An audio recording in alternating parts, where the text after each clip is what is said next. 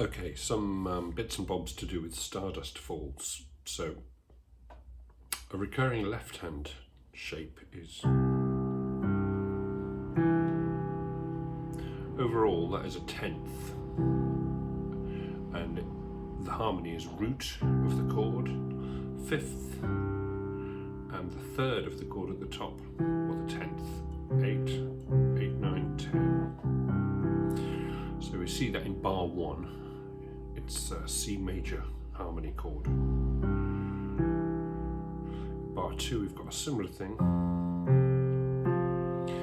except the top of the chord is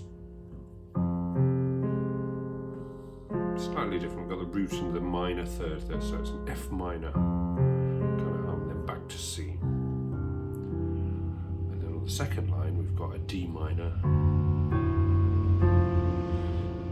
So this kind of shape recurs throughout the piece, and it's kind of shape that is used a great deal in piano playing. Meanwhile, in the right hand, our first thing is, so we might call that a suspension, really.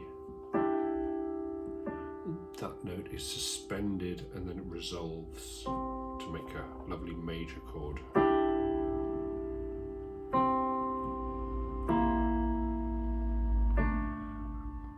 Those fourths there.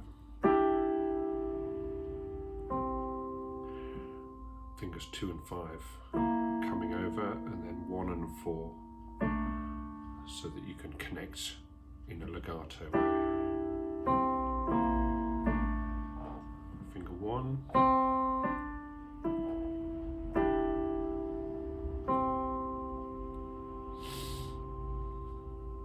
Putting that together.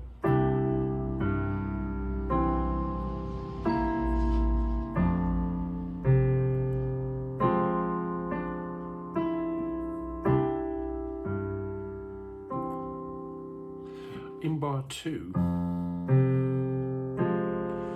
I'm aiming for the A flat with my thumb, so 5th finger, 2nd finger, and then, so I'm not coming up here and using the bottom half of my hand, I'm just using the top half of my hand. I'm going to do a similar thing in bar 4, where my left hand comes up there, so bars 3 and 4.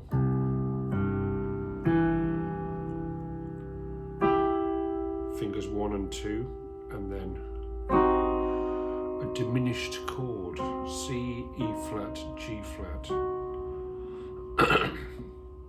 That's what we call a diminished triad. So if I do the first half of the bar with fingers 1 and 2, then fingers 3 can come down there, finger 5 can come down on C, and my thumb just moves to G flat. Meanwhile, my right hand, if I start on finger 2, the end of bar 3,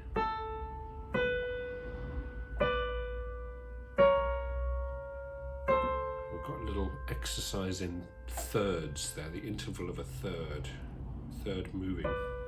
We're using pairs of fingers 3 and 5, 2 and 4, 1 and 3.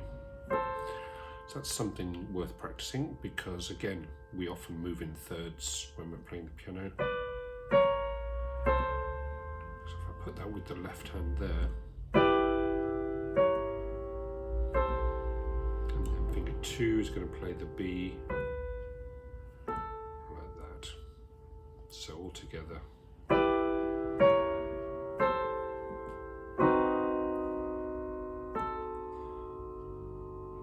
Left hand is travelling down to D. My right hand is making a shape, which is that. Fingers 1, 2, 3, and 5. You could see that shape as a third there, and a third there, and they meet. And that is another shape that we use a lot as pianists. These kind of shapes where we've got, useful to be able to get used to picking that shape up, putting it down anywhere.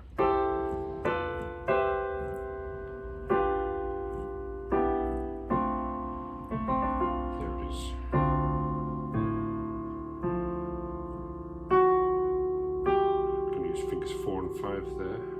And then for this next chord, definitely get finger 2 on B. You could have finger 4 at the top if you want, or it could be finger 5. But the important thing is to keep finger 2 in the middle, because the next 3 chords all have a B in them, so that finger's just going to stay on B.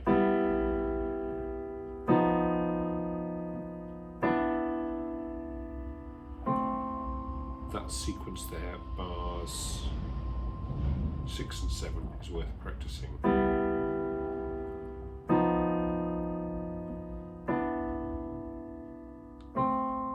There's a G in the left hand.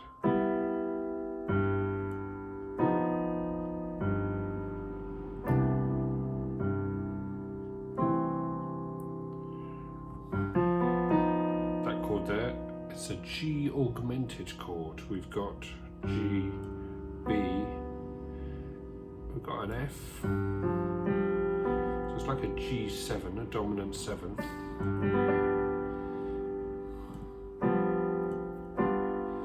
But we've got a D sharp in it,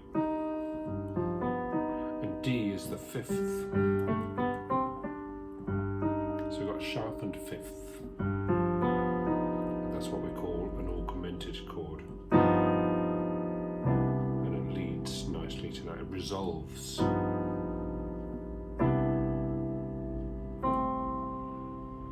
Then at the end of that line, bar 8, we've got what we might call a turnaround bar.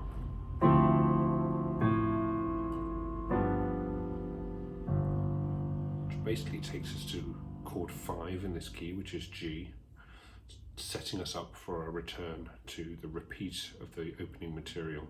So it's ending on chord 5 or 5-7, G7. It's what could be called an imperfect cadence, so that we can go back to C.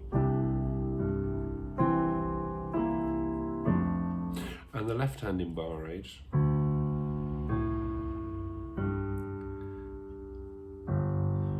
in order to make that work so we don't have to watch our hand, D, when we get to G, change to finger 1 so that you can do an octave.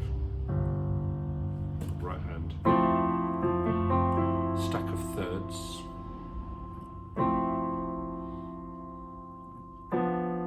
that's nice fingering for it. 1, 2, 4, 5, could be 1, 2, 3, 5, but third moves down, and then we have a repeat.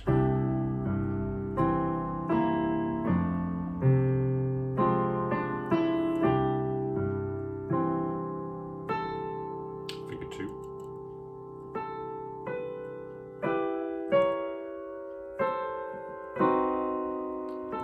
Left hand travels, right hand travels.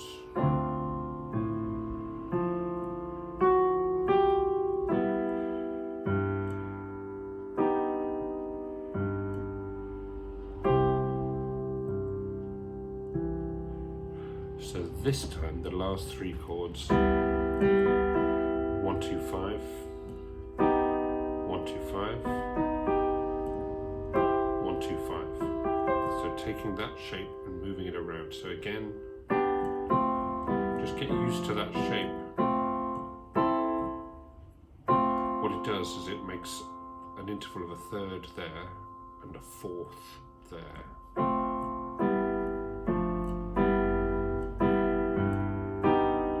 Our third, and then